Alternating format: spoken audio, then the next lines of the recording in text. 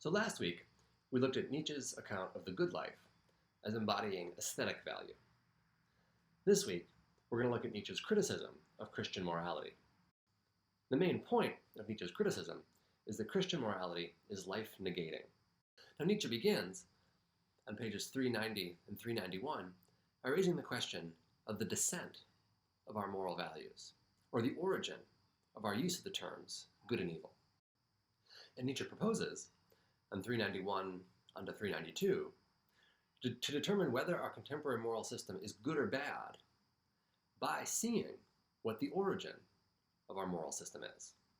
So he wants to determine whether our use of the terms good and evil is itself good for us or bad for us. And he thinks he can do that by discovering how we first came to use the terms good and evil as we use them today.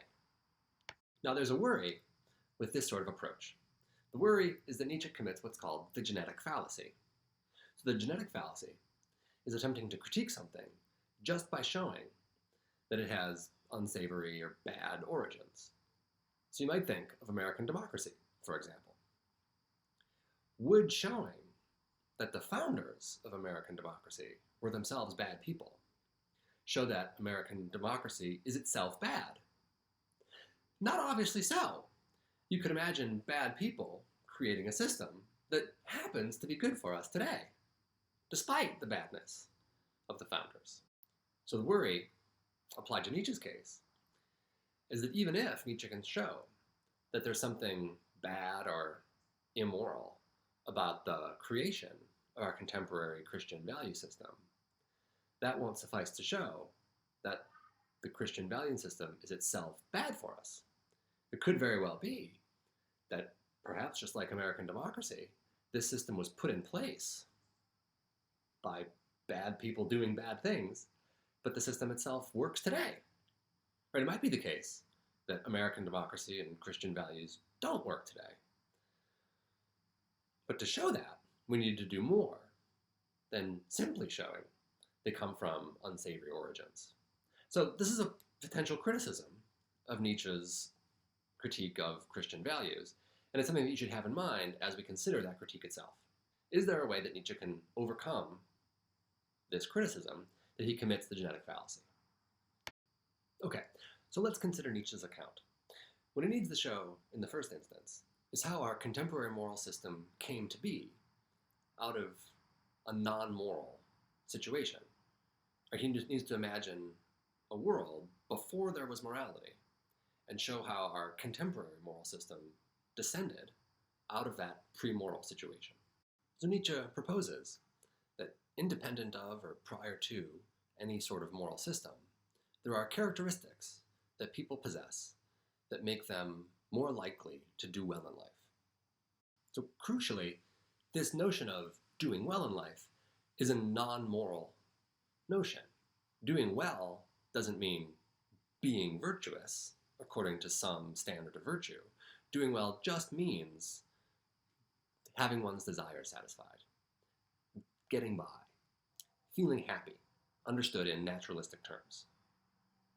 So the idea is that people who are beautiful are, on the whole, happier than people who are ugly. People who are stronger or wealthier are, on the whole, more likely to get by than people who lack these qualities. The more pleasure one feels, the happier, on the whole, one is. Now, Nietzsche's proposal is that the word good could be introduced into this otherwise non-moral situation, simply to refer to those qualities that are more conducive to living well. So good would refer to the characteristics of beauty, strength, wealth, sexual pleasure, eating pleasure, and leisure pleasure. And the word bad would just refer to their opposites. So the word bad would refer to the characteristics of ugliness, weakness, poverty, and displeasure or pain. And now Nietzsche calls the people who have the good characteristics the nobles, or the aristocrats, or the masters in society. And he calls the people that have the bad qualities or personal characteristics the slaves. And Nietzsche calls the value system, according to which what's good is being beautiful, strong, wealthy, and taking pleasure, and what's bad is being ugly, weak, poor, and not taking pleasure. master morality, or the aristocratic value system.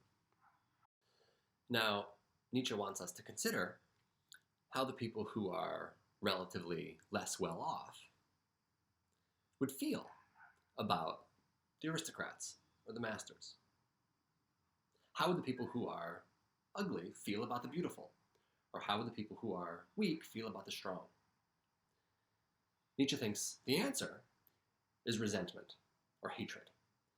He thinks there would be a natural resentment or hatred that the slaves feel toward the masters.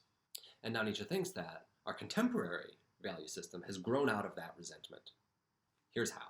Nietzsche refers to the leaders of the slaves as the priests.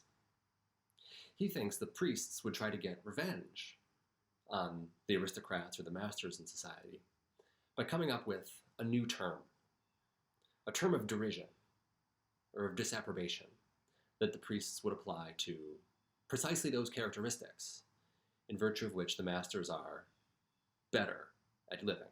The new term is a moral term, and it's evil. Right? So Nietzsche's thought is that the priests would take this term evil and apply it to all of those characteristics that make the masters good at getting by. So they would call beauty evil, and the term they would use for that is vanity. They would call strength evil, and the term they use for that is wrath. They call wealth evil, and the term they use for that is greed or avarice. They call sexual pleasure evil, and the term they use is lust. They call eating pleasure evil, the term they use for that is gluttony. And they call leisure pleasure evil, and the term they use for that is sloth. And Nietzsche's thought is that the priests would co-opt the term good to refer to the opposites of all of the evil characteristics. So whereas good previously referred to the characteristics that made the aristocrats good at getting by, now the word good refers to the opposites of all those characteristics. So the word good now applies to the characteristics of modesty, kindness, charity, chastity, temperance, and diligence. Now, Nietzsche calls this value system slave morality, and it should be easily recognizable as Christian morality. The characteristics termed evil are the 7 deadly sins, and the characteristics termed good are the heavenly virtues. So that's Nietzsche's genealogical account of Christian morality. It's his account of the descent or the origin of our use of the terms good and evil. Now, what I want you to consider in evaluating Nietzsche's genealogy is to what extent does he succumb to or avoid the genetic fallacy? Even if we accept that today's values came from a group of people who were less well off in society and felt hatred toward those who were better off, how is that a condemnation not just of those people expressing their hatred, but of the value system itself? How has Nietzsche's genealogy shown us, has it shown us, that Christian morality itself is bad for us? Now, a final point that I want to make is that Nietzsche does not endorse master or aristocratic morality. Right? The point of this genealogy isn't to suggest that we should reject Christian morality and go back to master morality. We'll see what Nietzsche does put forward as his alternative to slave morality next week in the following.